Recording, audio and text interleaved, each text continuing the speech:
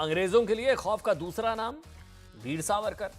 दो बार काला पानी की सजा पाने वाले वीर सावरकर मतलब वो स्वतंत्रता सेनानी जिसने भारत माता की सेवा को ही सबसे बड़ा धर्म समझा और अपना पूरा जीवन देश के लिए खपा दिया।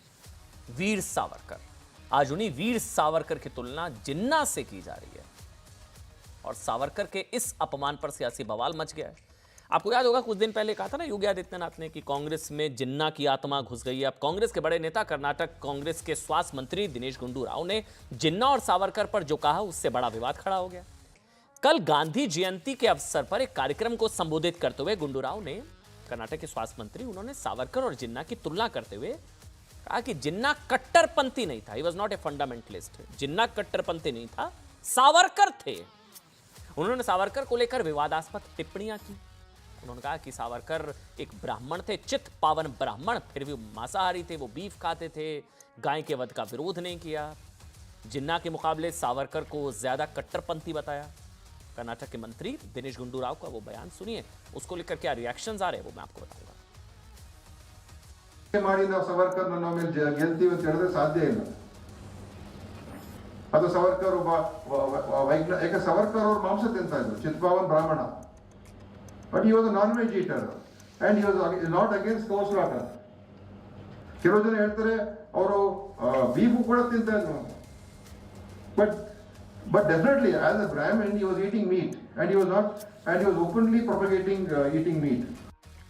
ಜಿನ್ನಾಗೆ ಒಂದು ಫಂಡಮೆಂಟಲಿಸ್ಟ್ ಇರಲಿಲ್ಲ, but Savarkar is a fundamentalist. Jinnah he wanted to get his political, ಪ್ರಧಾನಮಂತ್ರಿ ಆಗಬೇಕಾಗಿತ್ತು, ರಾಷ್ಟ್ರಪತಿ ಆಗಬೇಕು, ಅವನು ಸ್ವಂತ ರಾಷ್ಟ್ರ ಆಗಬೇಕಾಗಿತ್ತು. ಅದಕ್ಕೆ ಅವನು ಕಾಂಪ್ರಮೈಸ್ ಮಾಡ್ಕೊಂಡು ಅವನ ಫಿಲಾಸಫಿ ಮೇಲೆ, ಅವನ ಫಿಲಾಸಫಿ ಸೆಕ್ಯುಲರ್ ಫಿಲಾಸಫಿ. सावरकर ब्राह्मण है, गांधी ब्राह्मण नहीं है, तो कांग्रेस ने अपना जातिवादी चेहरा आज खुला कर दिया है। वो डिवाइड एंड रूल, ये ब्रिटिशों की पॉलिसी यहाँ चलाना चाहते हैं, ये हिंदुओं को जातियों में बांटना चाहते हैं।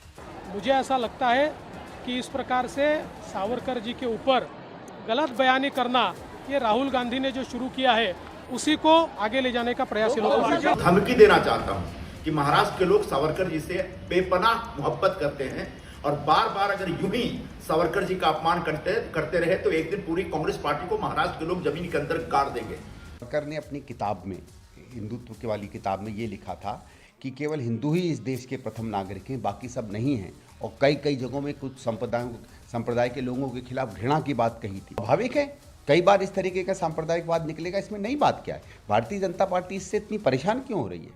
अच्छा, जब विवाद बढ़ा उसके बाद कर्नाटक के स्वास्थ्य मंत्री ने क्या कहा वो सुनिए। Now suppose some Gaurakshak goes and kills somebody or beats up somebody. He doesn't think he's doing anything wrong. He thinks he's doing it for a greater cause.